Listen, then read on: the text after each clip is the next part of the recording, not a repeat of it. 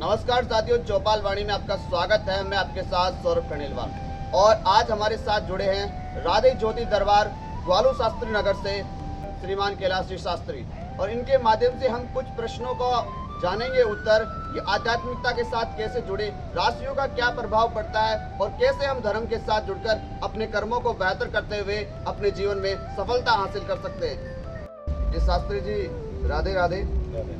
हम सबसे पहले आपसे ये जानना चाहेंगे कि इस आध्यात्मिक सफर की शुरुआत कैसे हुई? जय श्री नारायण। मेरी आध्यात्मिक की शुरुआत वैसे इसलिए जो है मैं अपने मेरे दादाजी स्वर्गीय श्री शंकर लाल जी को दूँगा, क्योंकि बचपन से उन्होंने जैसे सबसे पहले मेरी मंजीरा बजाने में आदत था और ऐसा करते करते फिर जो मैंने थोड़ी थोड़ी भजनों की शुरुआत की, तो फिर पिताजी की इच्छा रहती थी कहीं भी गांव में सत्संग है या कोई भी जागरण है तो उसमें एक भजन बोले, हमेशा वो बोलते थे। और अभी भी जैसे उनका बड़ी इच्छा रहती कि नहीं अभी भी मतलब जागरण है तो भजन जरूर बोलें, तो ऐसे करके शुरुआत जो है मेरे परिवार से हुई। जी शास्त्री जी, आज की युवा पीढ़ी धार्मिक ग्रंथों और कथाओं से दूर होती जा रही है, आप इसे कैसे देखते हैं और इन्हें जोड़ने के लिए क्या उपाय करें? युवाओं के लिए मैं ऐसे तो नहीं कह सकता, क्योंकि मेरे जो अधिकांश शिष्य हैं वो युवा ही है। हालांकि कुछ युवाओं में मतलब परिवर्तन भी आया, ऐसी बात नहीं है, क्योंकि अभी जैसे युवा आध्यात्मिक की ओर वापस जो है शुरू हो गए हर चीज़ में, कथा सत्संग में और में मंदिरों में, तो युवाओं की भीड़ है। लेकिन फिर भी क्या है, थोड़ा सा युवाओं में आधुनिकता के कारण थोड़ा बहुत परिवर्तन भी है। तो उन युवाओं से भी मैं यही कहूँगा कि आप जो है थोड़ा सा अपने कर्तव्य के साथ साथ में जो है अपना आध्यात्मिक से या अपने इष्ट से जुड़ करके कुछ न कुछ भगवान के प्रति समय जरूर निकालें। जी बिल्कुल, वो जो समय निकालते कुछ श्रोता सुनने आते हैं, तो मैं आपसे ये जानना चाहूँगी आपके अनुसार एक सच्चे श्रोता की क्या विशेषता होगी? सच्चे श्रोता तो वही हैं जो कथा या सत्संग सुन करके जो उनसे प्रसंग से जो शिक्षा मिलती है उनको अपना करके जीवन में कुछ नया बदलाव हो और मानवता की और जो भी मनुष्य मतलब मानवता क्या है उसको समझना जरूरी है। बस यही मैं कहना चाहूँगा कि वो सार जरूर समझें। बिल्कुल शास्त्री जी, जैसे कि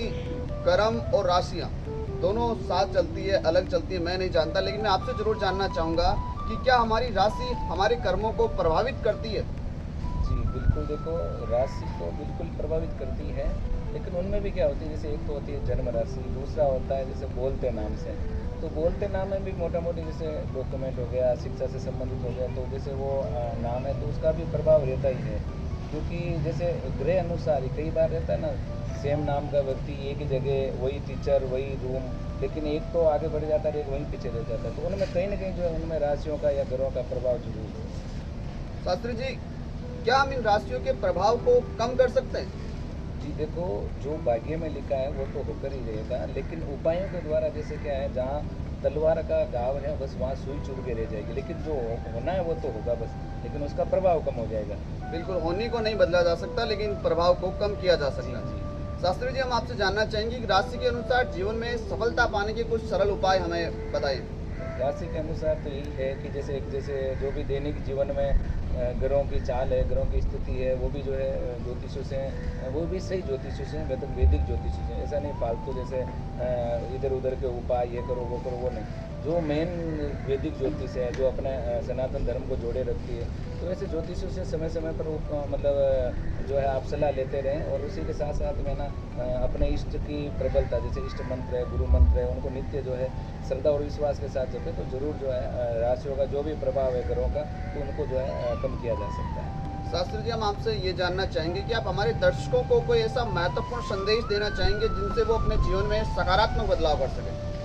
जी बिल्कुल, देखिए मैं यही सुझाव देना चाहूँगा कि पहले तो मैं आप सौरभ जी को बहुत बहुत धन्यवाद देना चाहूँगा, जो मेरी आवाज़ जो है सभी आप दर्शकों तक पहुँचा रहे हैं।